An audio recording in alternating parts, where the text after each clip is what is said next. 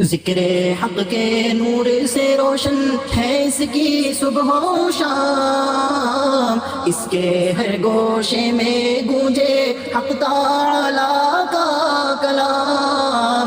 ये इदारा मजलिस-ए तालीमुल कुरान जिसका नाम। अल्हम्दुलिल्लाह वकफ़ा वसलामुन अला इबादिहिल्लज़ीना इस्तफ़ा अम्मा बाद। औज़ु बिल्लाहि मिनश शैतानिर रजीम। बिस्मिल्लाहिर रहमानिर रहीम। वहुवल्लज़ी खलक़ मिनल माइ बशरा वजअलहु नसबन व सिहरा वकान रब्बुका क़दीरा। सदक़ल्लाहुल अज़ीम। अल्लाहुम्मा सल्लि अला मुहम्मदिन अब्दिका व रसूलिका नबिय्यिल उम्मील करीम। कुरान पाक की 114 सूरतों में से एक सूरत शरीफा का नाम सूरह फुरक़ान है। और ये फुरक़ान जो है असल में कसौटी को कहते हैं। सच और झूठ को, हक़ और बातिल को अलग अलग करने वाली चीज़ जो होती है उसको फुरक़ान कहा जाता है। और ये फुरक़ान जो है ये कुरान का ही दूसरा नाम है। इस सूरत शरीफा की बिल्कुल पहली आयत तबारकल्लज़ी नज़्ज़लल फ़ुरक़ान अला अब्दिही लियकून लिल आलमीन नज़ीरा। सारी बरकतें उस अल्लाह को जिसने अपने बंदे ख़ास मोहम्मद सल्लल्लाहु अलैहि वसल्लम पर फ़ुरक़ान नाज़िल फरमाया। तो हमें ये भी मालूम होना चाहिए कि कुरान का एक दूसरा नाम जो है वो फ़ुरक़ान है, इसलिए कि ये वो किताब है जो हक़ और बातिल को, सच को झूठ से अलग अलग करके बताती है कि इंसान के लिए क्या फ़ायदेमंद है और क्या नुकसानदायक है। इसीलिए इसका नाम फुरक़ान है। इसी वजह से फुरक़ान का एक तर्जुमा जो आम ज़बान में किया जाता है वो कसौटी किया जाता है। जैसे सोनार के यहाँ एक चीज़ होती है जिसको वो कसौटी कहता है कि उस पर रगड़ के वो परखता है कि ये सोना खरा है या खोटा है। तो इसी तरह कोई बात, कोई अकीदा, कोई मामला या इंसानी जिंदगी का कोई शोबा, वहाँ क्या गलत है और क्या सही है ये इंसान के लिए जानना ज़रूरी है। और इसको जानने के लिए ज़रूरी है कि इसके पास हमेशा एक कसौटी रहे जिस पर परख कर वो हक़ और बातिल को समझ सके, पहचान सके। इसलिए इसका नाम फुरक़ान है। तो इसी सूरह फुरक़ान की 54 नंबर की आयत शरीफा मैंने आपको पढ़कर सुनाया, जिसमें रब ने इरशाद फरमाया कि वहुवल्लज़ी खलक़ मिनल माइ बशरा। वही अल्लाह है जिसने इंसान को पानी से पैदा किया, पानी के खुलासे से पैदा किया। फजअलहु नसबन व सिहरा। और फिर इस इंसान के लिए उसने खानदान भी बना दिया और ससुराल भी बना दिया। ये सहरा लफ्ज़ जो है स्वाद से, इसका मतलब ससुराल होता है। और जहाँ तक मेरी मालूमात है, मैं समझता हूँ कि पूरे कुरान में ये लफ्ज़ एक ही मरतबा इस्तेमाल हुआ यहीं पर। इंसान की जो मुख्तलिफ फ़ज़ाइल हैं, अल्लाह ने जो अनगिनत मखलूक़ात को पैदा फरमाया वही जानता है उसने कितनी मखलूक़ात को पैदा फरमाया। और उन सारी मखलूक़ात पर उसने इंसान को फजीलत अता फरमाई। यहाँ तक कि नूरानी मखलूक जो फरिश्ते हैं उन पर भी अल्लाह ने इंसान को फजीलत अता फरमाई। और फिर इस फजीलत के कुछ हिस्से कुरान ने जगह जगह बयान फरमाया। जैसे यही एक आयत शरीफा ले लीजिए कि रब ने फरमाया कि इंसान को पानी के खुलासे से पैदा किया और फजअलहु नसबन व सिहरा। और इस इंसान का हमने खानदान और ससुराल वाला बनाया। वकान रब्बुका क़दीरा। और आपका रब नबी सल्लल्लाहु अलैहि वसल्लम इंतहाई कुदरतों वाला है। गोया खानदान होना और ससुराल होना ये इंसान की एक ऐसी फजीलत है जो अल्लाह ने दूसरी मखलूक़ात को नहीं अता फरमाई। कि हम अपने आजू बाजू देखते हैं ना, मुख्तलिफ मखलूक़ात अल्लाह ने रखी हैं, सब की सब हमारी खिदमत के लिए, हमारी ज़रूरियात को पूरा करने के लिए। यानी हम जो हैं हमको मखदूम बनाया गया है और बाकी जो मखलूक़ात हैं उनको खादिम की हैसियत से रखा गया है। ये सारी की सारी मखलूक़ात हमारे मुख्तलिफ कामों में मुआविन और मददगार साबित होती हैं। हम उसको अपनी अक्ल की आंख को खोल कर देखें कि अल्लाह ने हमारे लिए क्या कुछ पैदा फरमाया है इस ज़मीन पर, और जो हमारा निज़ाम हयात ज़िंदगी का निज़ाम उसने रखा है, उसमें उसने दूसरी मखलूक़ात को हमारी खिदमत में किस तरह लगा रखा है, ये हमको सोचना चाहिए और इस पर हमें अल्लाह का शुक्र अदा करना चाहिए।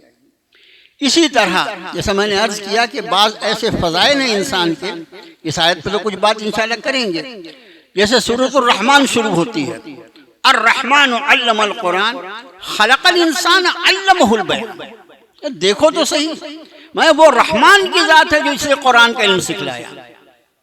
अर्रहमान अल्लमल कुरान खलक़ल इंसान, उसने इंसान को पैदा किया, अल्लमहुल बयान, और उसको बोलना सिखलाया, उसको बात करना सिखाया। आपके सिवा कोई और बोलता है? कभी सोचा आपने? आपके सिवा कोई और भी बोलता है? इतना बड़ा हाथी, इतनी बड़ी जबान, और वो जंगल का राजा शेर, और ये मुख्तलिफ जानदार जो हमारे दरमियान, जो हमारे लिए हलाल किया अल्लाह ने, जिनका खाना अहले ईमान के लिए हलाल किया, ये इतने बड़े बड़े जानवर अपने जिसामत के एतबार से और ताकत और क़ुव्वत के एतबार से हमसे कहीं ज्यादा, लेकिन उनमें से किसी को कभी आपने एक जुमला बोलते हुए सुना है? नहीं। ये अल्लमहुल बयान, ये इंसान की खुसूसियत है कि अल्लाह ने बयान की ताकत इंसान को अता फरमाई। ये मैं इसलिए अर्ज कर रहा हूं कि ये मखसूस अता है अल्लाह की हमारे लिए। जब उसने हमें क़ुव्वत गोयाई अता फरमाई, जब हमको हमारी ज़बान में उसने ताकत अता फरमाई, तो इसका ख्याल रखना चाहिए कि हमारी ज़बान से हक़ के सिवा कुछ न निकले। वरना जिस रब ने हमारी ज़बान में क़ुव्वत गोयाई अता फरमाई है, उसके लिए कोई मुश्किल नहीं कि वो हमारी ज़बान को गंग कर दे और हम बोलने की ताकत छीन ले। इसी तरह सूरह बनी इसराइल में फरमाया, वलक़द कर्रमना बनी आदम व हमलनाहुम फिल बर्र वल बहर व रज़क़नाहुम मिनत तय्यबात। हमने इस इंसान को, वलक़द कर्रमना बनी आदम, हमने हजरत आदम की औलाद को इज्जत से नवाजा है। कर्रमना जो है ना, वो इकराम जो आप बोलते हैं ना, वो लफ्ज़ है। करम और इकराम वो लफ्ज़ है। हमने इंसान की औलाद को, हजरत आदम की औलाद को हमने इज्जत से नवाजा है। वलक़द कर्रमना बनी आदम व हमलनाहुम फिल बर्र वल बहर, और हमने इनको सवारी अता फरमाई है, खुश्की में भी और समंदरों में।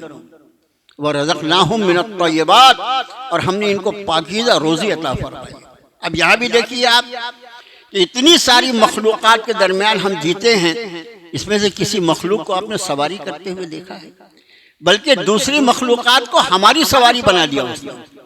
हमारी सवारी दूसरी मखलूक़ात को बनाया, लेकिन ये सारी मखलूक़ात जो है, ये इसमें से कोई सवारी नहीं करता।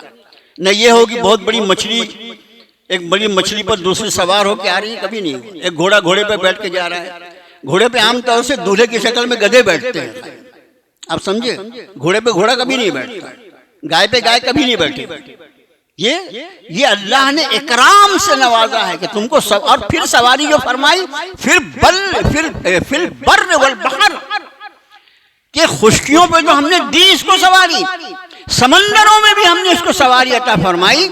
हालांकि समंदर पानी वो चीज है कि अगर आदमी अपना पैर उस पर रखना चाहे तो अंदर होगा, डुबुक हो जाएगा, लेकिन अल्लाह ने उसमें भी सवारी अता।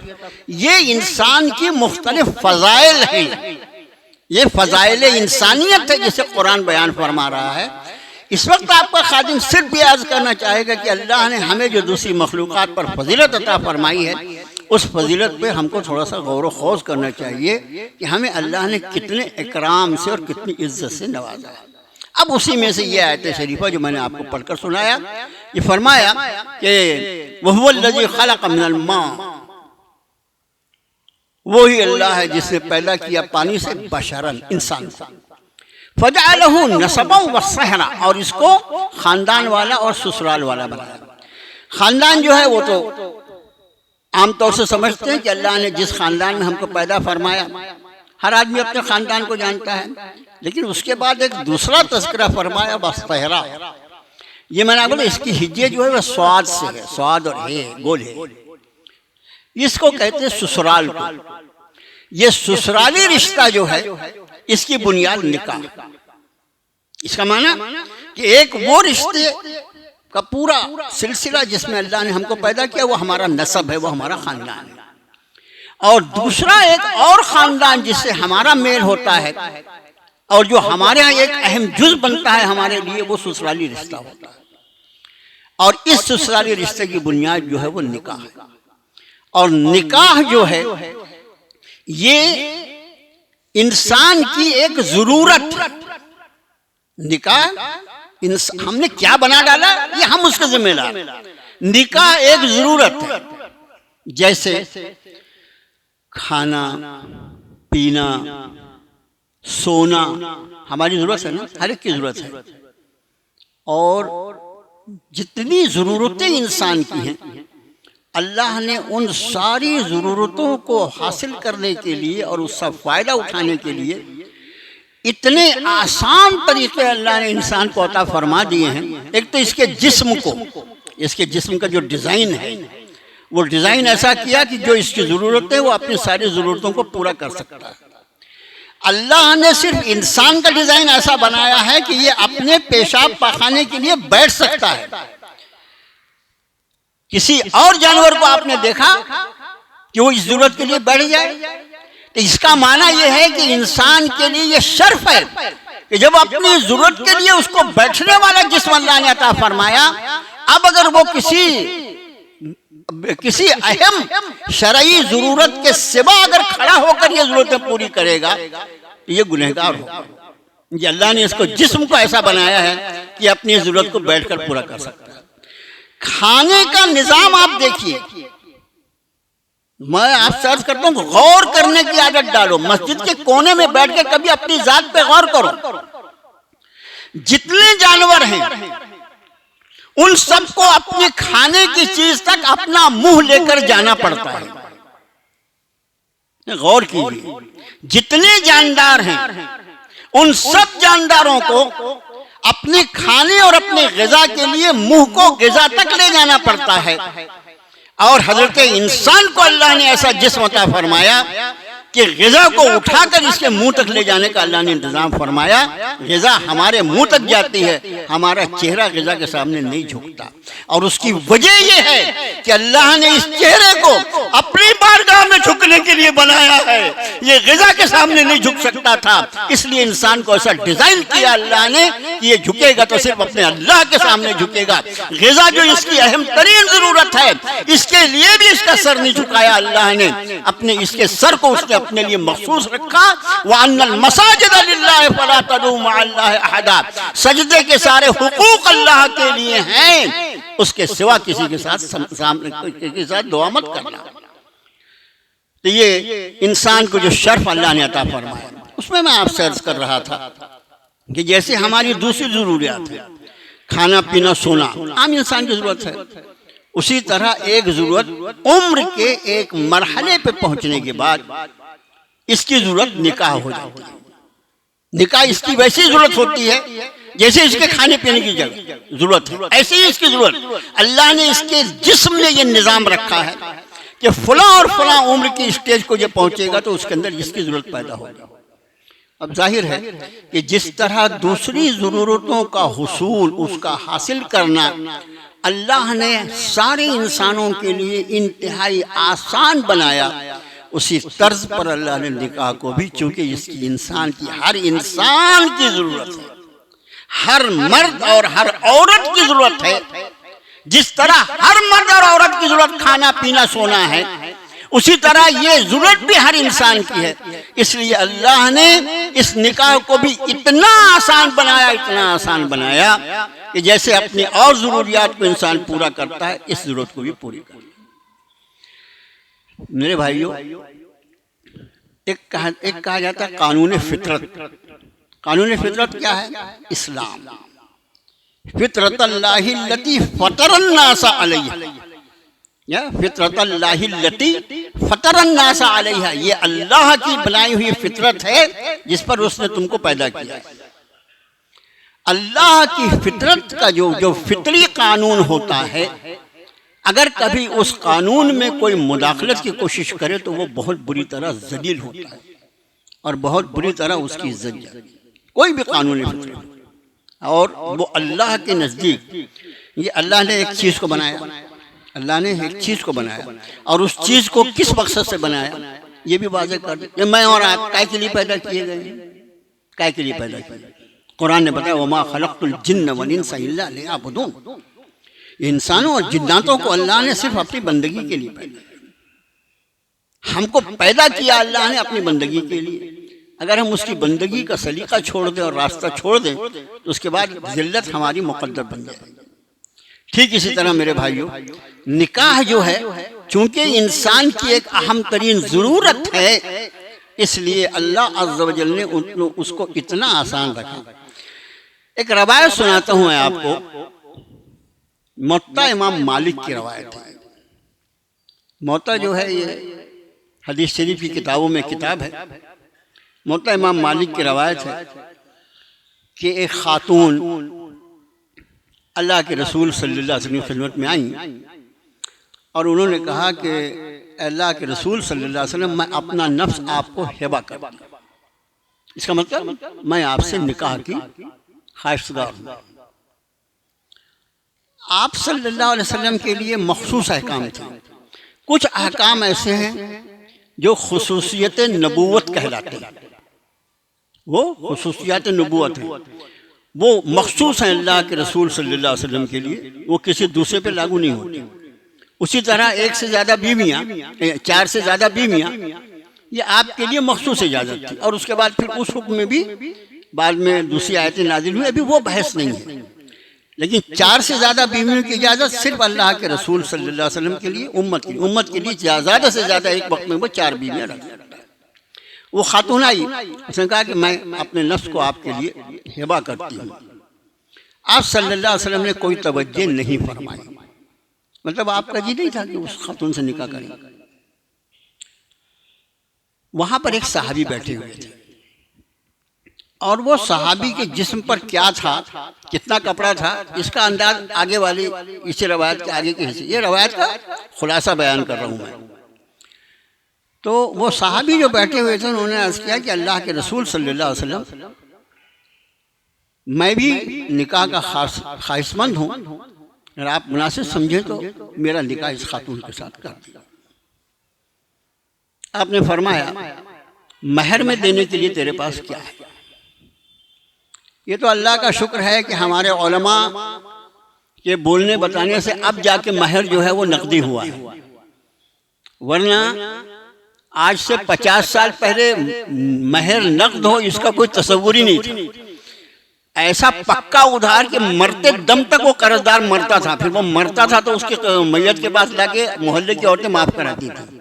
सबने देखा, जितने मेरी उम्र के सबको मालूम है। अब उलमा के बताने से अरे ये सबसे पहली जरूरत महर है, महर दे दे। तो अल्लाह के रसूल सल्लल्लाहु अलैहि वसल्लम ने उनसे पूछा, उस सहाबी से, तेरे पास महर देने के लिए क्या है? अभी भी बाज़ निकाह ऐसे होते हैं जिसमें महर उधार रखा जाता है, बहुत बुरी बात है। देखो कुछ चीजें ऐसी होती हैं, कुछ कवानीन जो एक्सेप्शन का मतलब बहुत खास हालात में उसकी इजाजत होती है, हम उसको क्या करते हैं, अवाम के ऊपर उसको लागू कर देते हैं जो मखसूस है, तो उससे पूरा मामला बिगड़ जाता है। कई ऐसी चीजें हैं। महर उधार इस हालत में रखा जा सकता है कि जिसका निकाह है उसके पास महर देने के लिए कुछ हो ही नहीं। अभी मैं जो रवायत अर्ज कर रहा हूँ मुअत्ता इमाम मालिक की, उस पर आप सुनेंगे, उसको कुछ है ही नहीं। तो वो निकाह इतनी अहम जरूरत है, निकाह इतनी अहम जरूरत है कि उस निकाह को महर की वजह से मुलतवी नहीं किया जा सकता, महर बाद में देंगे, ऐसे हालात हैं। लेकिन यहाँ पर तो ऐसे है कि जितने नाजायज काम है सबके लिए पैसा है और नहीं है तो महर देने के लिए नहीं है, कि सोच है ये। तो आपने उनसे पूछा, उन सहाबी से, कि तुम्हारे पास महर देने के लिए कुछ है? तो उन्होंने अर्ज किया कि अल्लाह के रसूल सल्लल्लाहु अलैहि वसल्लम, यही मेरा पाजामा है, यही मैं महर में दे सकता हूँ। इससे ये मालूम होता है कि उनके ऊपर कुर्ता नहीं था। आप समझे, मुअत्ता इमाम मालिक की रवायत है, याद रखना इसको। उनके पास कुर्ता नहीं था, सिर्फ पाजामा था। आपने फरमाया तू पायजामा महर में दे देगा तो तू क्या पहनेगा? महर जो वो देने की चीज है, उधार रखने की चीज तो है नहीं। मैंने इसको महर मुकर्रर कर दिया तो उसको देना पड़ेगा, फिर तेरे जिस्म पर क्या रहेगा? आपने फरमाया जा अपने घर में देखो कोई लोहे की अंगूठी है क्या? मुझे आप बताइए कि एक सहाबी जो इस हाल में बारगाह रिसालत में हाजिर है, उनके ऊपर कुर्ता भी नहीं, सिर्फ पाजामा, उनके घर में क्या होगा उनको नहीं मालूम होगा। लेकिन इताअत रसूल जिसको कहा जाता है, आपने फरमाया जाओ घर में देखो, अगर कोई लोहे की अंगूठी हो तो उसको भी ला लो। जिसके घर में कुर्ता नहीं है उसके घर में लोहे की अंगूठी और बर्तन क्या होगा, उनको खूब मालूम था। लेकिन नबी करीम सल्लल्लाहु अलैहि वसल्लम का इरशाद है, वो उठे और घर गए और फिर तलाश करने के बाद तशरीफ लाए, अल्लाह के रसूल सल्लल्लाहु अलैहि वसल्लम मेरे घर में तो लोहे की अंगूठी भी नहीं। आपने फरमाया कुछ कुरान याद है? वो सहाबा थे, अक्सर सहाबा जो थे वो हाफिज कुरान थे, अक्सर सहाबा। उन्होंने कहा जी जी कुरान याद है, कुछ सूरतों के नाम गिनवाए उन्हें, ये याद है, ये याद है, ये याद है, जितनी सूरतें उस वक्त तक नाजिल हो चुकी होंगी। आपने फरमाया कि जो कुरान तुझे याद है वो कुरान तू इस खातून को याद करा देना, इसको महर मुकर्रर करके मैं इस खातून को तेरे निकाह में दूंगा। इससे आप अंदाज फरमाएं कि महर कितनी अहम चीज है। अब जाहिर है ये महर बाजों में गवाह, और ये हर सारे कायनात की गवाह जनाब रसूलुल्लाह वहां मौजूद है, फिर और गवाही की क्या जरूरत है? और सहाबा होंगे जो भी होगा। लेकिन इस तरह आपने, इससे मैं इस रवायत को बहुत कई साल पहले मैंने आपको रवायत सुनाया था, लेकिन आप भूल भी जाते होंगे ना। इस रवायत को सुनाने का मेरा यानी मकसद ये है कि इस दीन में निकाह को कितना आसान रखा गया है, और हमने इस निकाह को जो कुछ किया है, यानी खुद भी परेशान होना और पूरे माशरे को परेशान करना, ये हमारा निकाह जो है आज का। अच्छा, हम कितना परेशान हो सकते, जितना हम परेशान हो सकते उतना परेशान करते हैं लोगों को।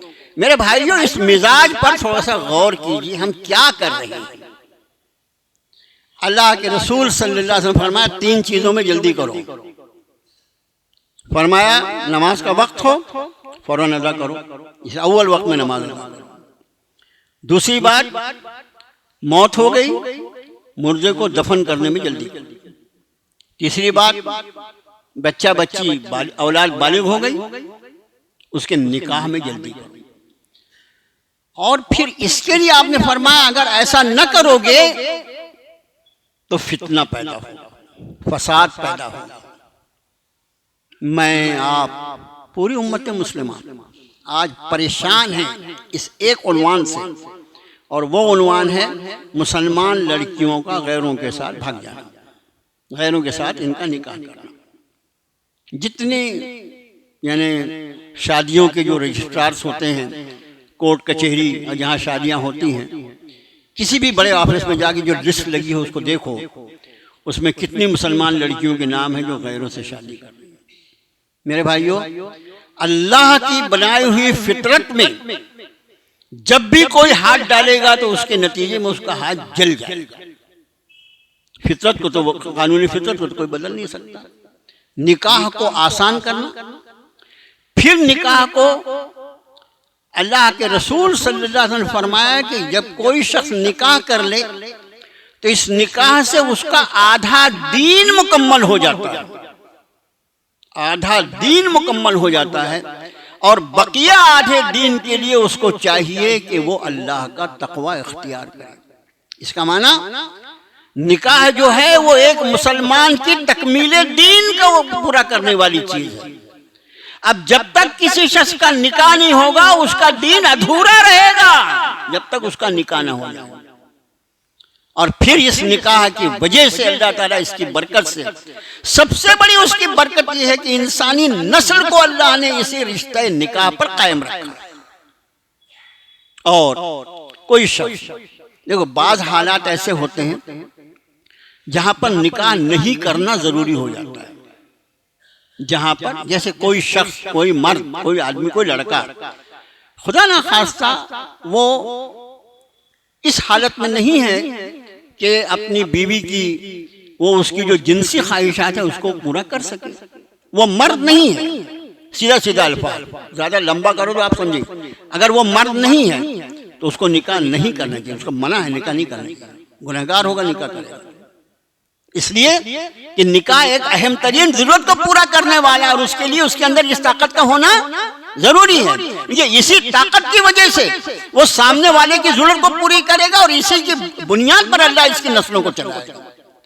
तो ये तो केस जो है ये लाखों में एकाध होते होंगे, लेकिन बाकी हालात जो हैं उसमें हमने जो कुछ निकाह का किया उसमें आपने सुन लिया कि महर जो है वह अहम तरीन चीज है। इस दीन में, इस्लाम में, ये बात मैंने इसके पहले भी अर्ज की है, फिर से अच्छी तरह अपने जहन में रख लो।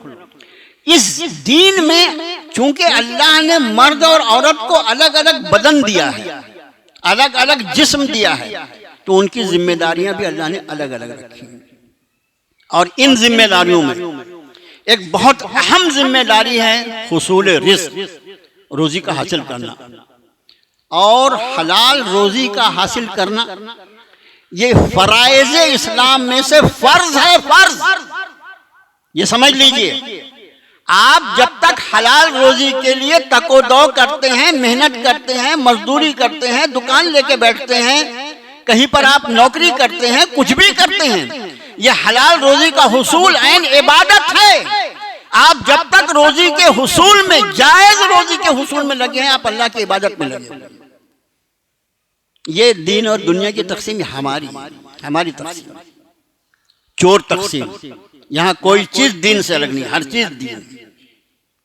अरे अगर ये अपनी बीवी के पास अपनी ख्वाहिश को पूरा करने जाता है तो अगर ये दीन है और सवाब से भरा हुआ है तो किसी और काम की क्या बात करते हो। जब अल्लाह के रसूल सल्लल्लाहु अलैहि वसल्लम ने ये बात इरशाद फरमाई कि कोई शख्स जब अपनी बीवी के पास जाकर अपनी ख्वाहिश नफ्सानी को पूरी करता है और उसका इरादा ये होता है कि इस तरीके से मैं इसका भी जो मुझ पर हक है इस बीवी का मैं उसको पूरा करूंगा, तो आपने फरमाया अल्लाह ताला उसको अजर और सवाब से नवाजता है। बीवी से सोहबत पर अजर और सवाब। नियत दुरुस्त रखो, इन्नमल आमालु बिन्नियात जो है ना, नियत दुरुस्त रखो। नियत ये करो कि मैं अल्लाह के हुक्म पर अमल करना चाहता हूँ, इस खातून की भी ख्वाहिश है उसको पूरी कर रहा हूँ, उस पर अजर और सवाब मिलेगा। तो एक सहाबी ने अर्ज किया कि अल्लाह के रसूल सल्लल्लाहु अलैहि वसल्लम, इसको तो हम इंसानी ख्वाहिश समझते हैं, ये अपनी ख्वाहिश पूरी करने गया और उस पर भी इसको अजर और सवाब। तो जो जवाब मरहमत फरमाया अल्लाह के रसूल सल्लल्लाहु हज़ारों सलाम हो अल्लाह के रसूल सल्लल्लाहु अलैहि वसल्लम पर, इरशाद फरमाया अगर यही अपनी ख्वाहिश पूरी करने के लिए ये आदमी किसी गैर औरत के पास जाता तो इसको अजाब होता या नहीं, तो उनका यकीनन अजाब होता। फरमाया इसलिए कि इसने अपनी ख्वाहिश को सही जगह पर पूरा किया है, तेरा रब उसको सवाब और अजर से नवाज़ेगा। ऐसा दीन है, ऐसा दीन है ये। ऐसे दीन के बाद भी अगर कोई जहन्नम में जाए तो वो मतलब ही उसने ऑप्शन ही तय कर लिया कि मुझे जहन्नम में जाना है। इतना अता फरमाने वाला दीन। रब ने फरमाया मंजा बिल हसनत फलहु अशरु अमसालिहा, जो कोई एक नेकी लाए, सूरह अनाम के आखिरी हिस्से का आयत है, जो कोई एक नेकी करे हम उसको उसकी जैसे 10 नेकियों का सवाब देते हैं। 10 नेकी, एक अजर करे, एक नेकी 10 नेकियों का सवाब देते हैं। तो मेरे भाइयों, हम अर्ज ये कर रहे थे कि ये निकाह जो है ये ज़रूरियात ज़िंदगी में से है और इसको आसान, उतना आसान जितना शरीयत मुतहरा ने रखा है, ये इंसानी ज़रूरत है। जब तक उम्मत मुस्लिमा इस पर गौर व खौज नहीं करेगी, माशी एतबार से भी और जो दूसरी परेशानियां जिसका तस्करा मैंने दरमियान में किया कि अल्लाह के रसूल सल्लल्लाहु अलैहि वसल्लम जब फरमाया कि बालिग होने के बाद अगर तुम निकाह में देर करोगे तो फितना होगा, फसाद होगा, वो हमारी आंखों के सामने है। वो बहुत सारे काम जिसके हम जिम्मेदार हैं, हमने जब अपने नबी के हुक्म के खिलाफ किया तो जाहिर है उसके नतीजे में क्या भुगतना, वही जो हमारे सामने। इस सिलसिले में मेरा मौदबाना गुजारिश है कि बराए करम गौर फरमाएं कि हम निकाह को किस तरह आसान कर सकते हैं। बहुत हो गया, हमारे बाप दादा से चलता आया है। मेरे भाइयों, जिन लोगों ने जो रस्में ईजाद कर दी वो उसके लिए अजाबे जारिया होगा। कोई नहीं बोलेगा, मैं बोल रहा हूं। किसी बुरी रस्म को ईजाद करना, जब तक लोग उस पर अमल करते रहेंगे उसका अज़ाब जारिया उस आदमी को मिलता रहेगा जिसने उस रस्म को शुरू किया है। अगर अपने बड़ों को हम अज़ाब जारिया से बचाना चाहते हैं तो निकाह को सुन्नत के लेवल पे लाना, नहीं लाओगे कुछ ऐलान समाज फरमाएं। मस्जिद अंसार नगर कमेटी में बिजली के बढ़ते हुए अखराजात के पेश नज़र 20 किलोवाट का सोलर सिस्टम लगाना है जिसका खर्च 9 लाख रुपया है। मस्जिद अंसार नगर आपसे दरख्वास्त है कि सोलर सिस्टम मस्जिद में लगाया जा रहा है, सवाब जारिया होगा इंशाअल्लाह। जब तक काम करता रहेगा तो मस्जिद के जिम्मेदार यहाँ मौजूद होंगे, उनसे वो इंशाअल्लाह जुमे के बाद उनका भरपूर ताउन करेंगे। एक दूसरा ऐलान है कि मौजूदा हालात में वरासत की तकसीम एक अहम संगीन मसला बना हुआ है। वरासत की तकसीम 100 में से 98 आदमी गोल कर देते हैं ना, एक संगीन मसला बना हुआ है। हमारा माशरा और हमारा तर्ज अमल वरासत के मामले में संजीदा नहीं है। ऐसे हालात में ज़रूरत के पेश नज़र आइंदा बुध यानी आने वाला बुध 7 जनवरी बाद नमाज इशा तकसीम वरासत कॉन्फ्रेंस का इनेकाद किया गया है और ये कॉन्फ्रेंस होने वाली है अंसार कम्युनिटी हॉल मोहनपुरे में इशा की नमाज के फौरन बाद। आने वाला बुध इशा की नमाज के बाद अंसार कम्युनिटी हॉल में तकसीम वरासत कॉन्फ्रेंस। आपसे पुरखलूस दरख्वास्त है कि आप अपने घर की मस्तूरात के साथ इस कॉन्फ्रेंस में शिरकत फरमाएं। मतलब इसमें ख़वातीन का माकूल इंतज़ाम होगा। और नोट ये है कि कॉन्फ्रेंस के आखिर में सवाल और जवाब का सेशन भी होगा। अपने सवालात भी लिख के आप ला सकते हैं। अहम मौजू है हमारा ये है कि बाज़ मौजू है उस पर लोग बोलने को तैयार नहीं, डरते हैं कि कौम हमारे खिलाफ हो जाएगी। तो ये कोई डरने की बात नहीं है, जो बोलना है बोलो यार, शाम हो गई है, अब अल्लाह की बारगाह में जाना है, क्या डरने का है। और एक अहम ऐलान ये है कि पूरे सूबा नागपुर छत्तीसगढ़ का उमूमी इज्तिमा 10, 11, 12 जनवरी बरोज़ शनिचर की फजर से पीर की दोपहर तक मुल्तई ज़िला बैतूल में तय है। इज्तिमा से इंशाअल्लाह कसीर तादाद में जमातें भी निकलेंगी। तमाम अहबाब से शिरकत की दरख्वास्त है।